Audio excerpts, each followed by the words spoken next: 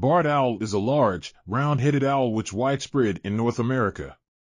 They prefer to live in forests and woodlands. These owls have a maximum length of 21 inches and a wingspan between 41 and 43 inches. Barred owls are nocturnal birds and thus hunt only at night. The most interesting thing about barred owl is their way of flying, can fly noiselessly through the dense forest. It is due to the speciality of their feathers.